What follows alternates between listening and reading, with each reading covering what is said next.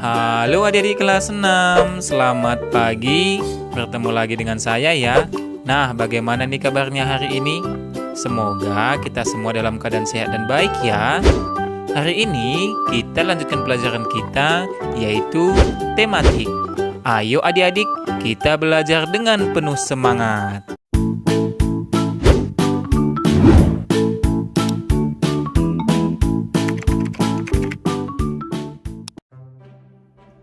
Adik-adik, pada video pembelajaran kali ini, kita mempelajari tema 5 wirausaha. Nah, sekarang kita masuk ke subtema 3, yaitu ayo belajar berwirausaha pada pembelajaran yang pertama. Kita awali materi kita yang pertama, yaitu tentang posisi dan peran Indonesia di bidang ketenagakerjaan dalam lingkup ASEAN. Nah, adik-adik, kerjasama di bidang ekonomi menjadi salah satu program utama yang dibahas dalam pertemuan antar negara ASEAN. Kerjasama itu diwujudkan dengan usaha untuk mengatasi masalah-masalah di bidang ekonomi. Tahukah adik-adik, negara-negara ASEAN telah menyepakati terbentuknya Masyarakat Ekonomi ASEAN atau disingkat MEA. Dengan terbentuknya MEA, diharapkan dapat menjaga stabilitas perekonomian di wilayah ASEAN. Pembentukan MEA memungkinkan arus perdagangan barang dan jasa antar negara ASEAN semakin terbuka. Tidak hanya produk barang dan jasa, kesempatan kerja bagi tenaga kerja antar negara ASEAN juga semakin terbuka. Terbukanya arus perdagangan antar negara ASEAN akan mendorong setiap negara untuk selalu meningkatkan kualitas produk barang dan jasanya. Nah, selain itu, setiap negara juga akan terdorong untuk meningkatkan kualitas sumber daya manusianya agar dapat berperan bersama dengan sumber daya manusia dari negara lain. MEA tentu saja juga berpengaruh pada arus barang dan jasa di Indonesia.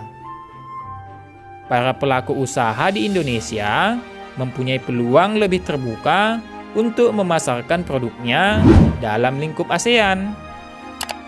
Nah, peluang tersebut dimanfaatkan dengan meningkatkan kualitas produknya. MEA juga mendorong terciptanya tenaga kerja bangsa Indonesia yang semakin berkualitas agar mampu berperan bersama dalam kegiatan ekonomi antar negara ASEAN. Nah, sekarang coba kita selesaikan soal latihan berikut ini. Yang pertama, apa pengaruh terbentuknya Masyarakat Ekonomi ASEAN atau MEA bagi negara-negara ASEAN? Nah, ini sudah kita baca tadi ya. Pengaruh terbentuknya MEA adalah arus perdagangan barang dan jasa antar negara ASEAN semakin terbuka, serta kesempatan kerja bagi tenaga kerja antar negara ASEAN juga semakin terbuka.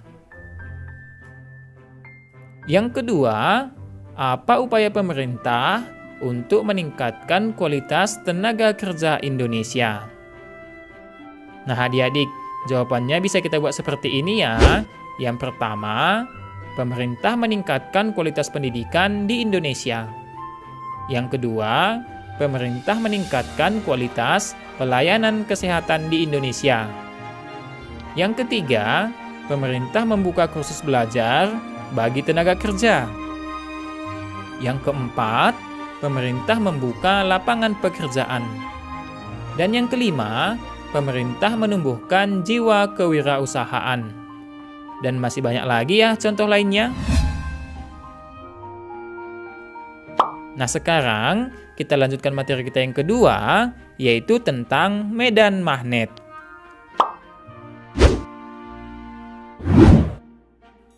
Medan magnet adalah daerah di sekitar magnet yang masih dipengaruhi oleh gaya magnet. Di dalam daerah inilah magnet memiliki kekuatan untuk menarik benda. Medan magnet tidak terlihat, namun kita dapat melihatnya dengan menggunakan suatu cara. Cara tersebut adalah dengan menggunakan serbuk besi. Serbuk besi yang berada di sekitar magnet akan membentuk garis gaya magnet. Nah, untuk lebih memahaminya, coba kita selesaikan soal latihan berikut ini. Yang pertama, apa yang kamu ketahui tentang medan magnet? Nah, tadi sudah kita baca ya, medan magnet adalah daerah di sekitar magnet yang masih dipengaruhi oleh gaya magnet. Yang kedua, bagaimana cara melihat adanya medan magnet? Nah, ini juga pastinya sudah tahu jawabannya. Caranya adalah dengan menggunakan serbuk besi. Serbuk besi yang berada di sekitar magnet akan membentuk garis gaya magnet. Yang ketiga, perhatikan gambar berikut dengan cermat.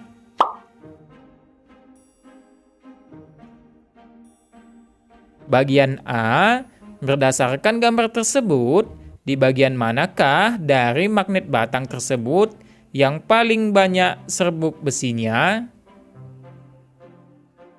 Nah, jawabannya di mana adik-adik?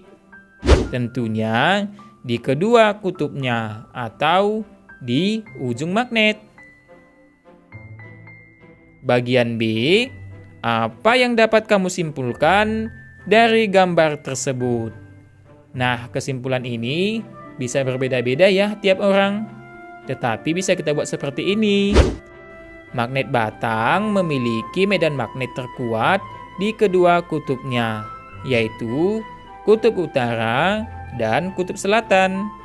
Terbukti dari serbuk besi yang menempel. Sudah paham ya adik-adik?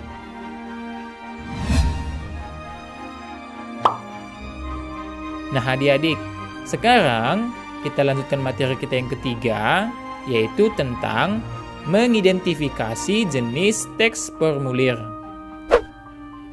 Ayo adik-adik, ingat kembali formulir yang sudah kamu pelajari sebelumnya. Formulir digunakan dalam kegiatan operasional suatu organisasi atau perusahaan. Masih ingat kan apa itu formulir? Ya, formulir adalah lembaran kartu atau kertas yang dicetak dengan ukuran tertentu, yang di dalamnya terdapat data berupa informasi. Informasi dalam formulir ada yang bersifat tetap dan ada juga bagian lain yang diisi dengan informasi yang tidak tetap. Nah adik-adik, salah satu contoh formulir adalah formulir pengiriman barang dan formulir pengiriman uang. Formulir pengiriman barang biasanya terdapat pada perusahaan ekspedisi. Sedangkan formulir pengiriman uang terdapat pada bank atau perusahaan pengiriman uang. Nah sekarang, coba adik-adik perhatikan contoh formulir pengiriman berikut. Formulir pengiriman barang atau uang diperlukan ketika seseorang akan mengirim barang atau uang tersebut ke suatu tujuan tertentu. Isi formulir pengiriman barang atau uang harus bersifat tetap atau tidak berubah-ubah. Nah, informasi-informasi yang harus diisi pada formulir pengiriman barang yaitu tanggal pengiriman, nama pengirim, alamat dan nomor telepon pengirim, nama penerima, alamat dan nomor telepon penerima, jenis barang, jumlah berat barang, biaya pengiriman, serta catatan. Sudah paham ya adik-adik? Nah, cukup sekian ya video pembelajaran kita untuk kali ini. Semoga video pembelajaran ini dapat membantu adik-adik dalam memahami pelajarannya. Nah, apabila ada pertanyaan atau masih bingung, boleh dituliskan pada kolom komentar. Oke adik-adik, sampai bertemu lagi ya di video pembelajaran selanjutnya.